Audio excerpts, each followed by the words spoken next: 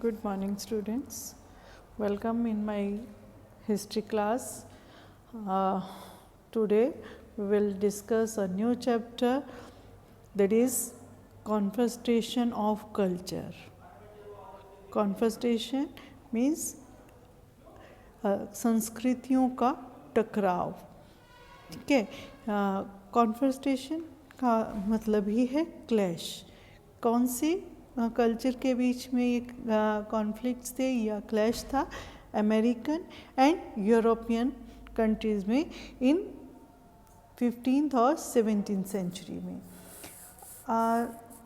जो 15th century में बहुत सारी जोग्राफिकल डिस्कवरीज हुई थी और हम इस चैप्टर में मेनली जो है फोकस करेंगे कि किस तरह से यूरोपियन कंट्रीज़ ने अमेरिकन जो नेटिव कल्चर था उसे डिस्ट्रॉय किया और वहाँ पर अपनी कॉलोनीज़ बनाई.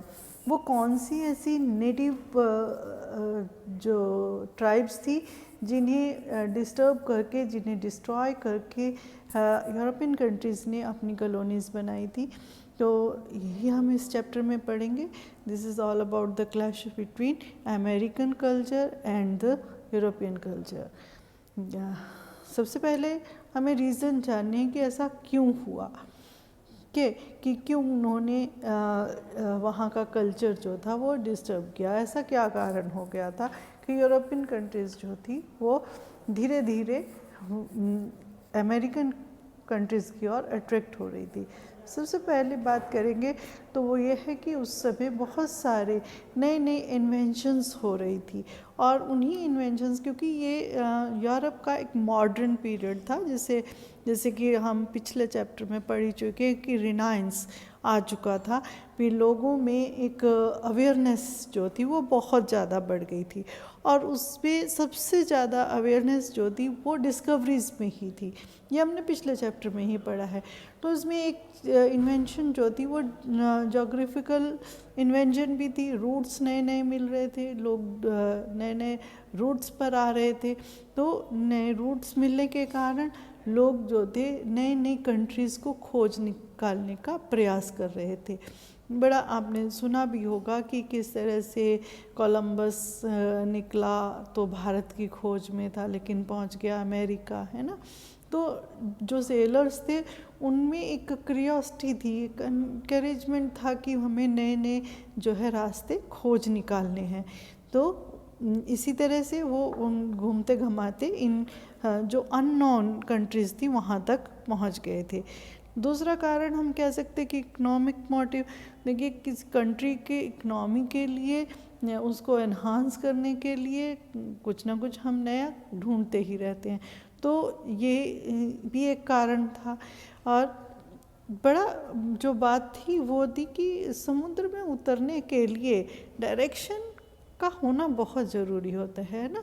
तो ये वो टाइम था इन 1380 में कंपास जो थी वो उसका भी इन्वेंशन हो गया था, जिससे कि सेलर्स को जो थे वो इंडिपेंडेंटली किसी भी दिशा में जा सकते थे. ते हम कहते हैं कि एस्ट्रोलेबल वॉज इन्वेंटेड विच, जो कि एक एस्ट्रोलेबल जो था वो भी इन्वेंट हो चुका था, जिससे कि सेलर जो थे वो वहाँ तक देख पाते थे. उनका जो विज़न था वो बहुत ज़्यादा बढ़ गया था और जो इसके कारण उनको मतलब वो दूर दूर तक देख पाते थे उसके ज़रिए. और जैसे कि मैरिन डेंजर में जो समुद्री डाकू थे उनका भय जो था वो उनका कम हो गया था. अब बात करते हैं कि जो अमेरिका और एक और कारण जो था वो था कि जो अमेरिका था वो कोई ज़्यादा डेवलप्ड नहीं था. वहाँ पर ज़्यादातर नेटिव ट्राइब्स रहती थी, लाइक अरेविकियंस और इंकाज, एज़टेक, ऐसी ट्राइब्स ही वहाँ पर रहती थी जिनको कंट्रोल करना कोई ज़्यादा मुश्किल काम नहीं था. तो सबसे पहले हम अरावाक्स के बारे में पढ़ेंगे. अरावाक एक वहाँ की नेटिव ट्राइब थी अमेरिका की, जिसके बारे में हम पढ़ेंगे. तो जो अमेरिका, जिसे कि आज बहामास भी कहा जाता है, आज उसे बहामास के नाम से जाना जाता है, अरावाकियन जो थे वो एक क्लस्टर के रूप में, मतलब एक स्मॉल आइलैंड पर वो क्लस्टर के रूप में, ग्रुप के रूप में रहते थे, जो कि करेबियन सी में था, और आज उसे बहामास के नाम से या ग्रेटर एंटिल्स के नाम से जाना जाता है। तो उनकी इकोनॉमिक और सोशल एक्टिविटीज़ क्या थी, इसके लिए हम देखेंगे कि सबसे पहले उनकी इकोनॉमिक एक्टिविटी मतलब कि एग्रीकल्चर बेस्ड थी। They produced food collectively to feed everyone in the community. वो अपने लिए नहीं उगाते थे, वो जो भी उनका एग्रीकल्चर एक्टिविटी थी वो सभी के लिए एक साथ, कम्युनिटी जो थी वो एक साथ ग्रोन करती थी और आपस में मिल बांट कर वो रहते थे, और they had self sufficient economy, मतलब कि उनकी जो इकनॉमी थी वो उनके लिए पूरी थी। मतलब कहने का मतलब कि उन्हें किसी और की सहायता की ज़रूरत नहीं, वो अपने आप में आत्मनिर्भर थे, सेल्फ सफिशिएंट थे। दे वर स्किल्ड बोट बिल्डर, वो बहुत अच्छे बोट बिल्डर्स थे, मीन्स कि वो जो पेड़ के तने होते थे उससे बहुत अच्छी नाव बनाना जानते थे।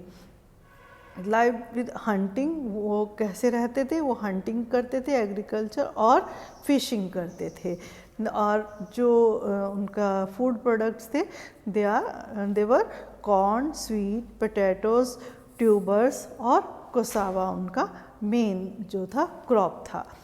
और सोसाइटी कैसी थी कि वो पॉलीगैमी थे। What is the meaning of polygamy? Polygamy का मतलब होता है कि मतलब कि एक वाइफ और उसके एक हस्बैंड की बहुत सारी पत्नियां, मतलब कि हम इसे हिंदी में कहें तो बहुपत्नी विवाह जो था वो ज़्यादा प्रचलित था इस सोसाइटी में, और वो एनिमिस्ट थे और वो सुपरस्टिशंस पर बहुत विश्वास करते थे। सुपरस्टिशन मीन्स कि अंधविश्वासों पर विश्वास करते थे,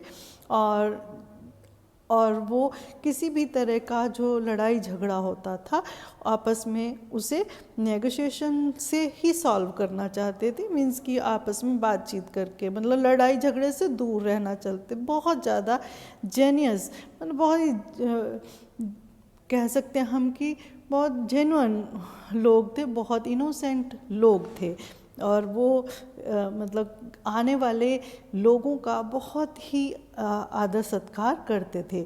और जो टुपीनामा में रहते थे लोग, वो ईस्ट साउथ कोस्ट पर रहते, साउथ अमेरिका के, और एक विलेज था जिसे कि ब्राज़ील कहा जाता है आज की डेट में, ब्राज़ील, और ब्राज़ील का नाम ब्राज़ील वुड पर पड़ा है। मैं आपको बताऊं कि अरावक लोग जो थे वो इतने इनोसेंट थे कि उन्हें दुनिया के बारे में जानकारी नहीं थी। वो यूरोपियंस ने उन्हें किस तरह से लूटा कि वो उन्हें मेटल के बदले में कांच दे देते। वो चमकती चीज़ों के बहुत शौकीन थे, तो अगर उन्हें गोल्ड के बदले में कांच दे देते तो उससे भी वो बहुत खुश हो जाते थे।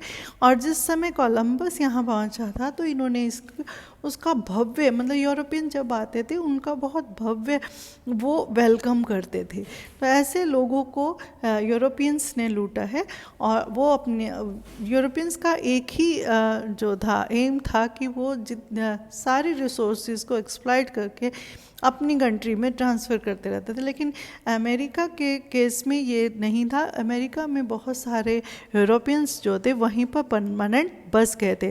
तो आज जो अमेरिका है वहाँ पर लोग जो हैं ज़्यादातर जो है यूरोपियन है, वहाँ नेटिव लोग जो हैं वो बहुत कम मात्रा में रह गए हैं। और वहाँ के नेटिव का मतलब होता है कि वहाँ के स्थानीय लोग जो हैं वो वहाँ पर अब बहुत कम मात्रा में रह गए हैं, जबकि वहाँ पर ज़्यादातर लोग जो हैं वो यूरोपियन लोग ही रह रहे हैं। Thank you.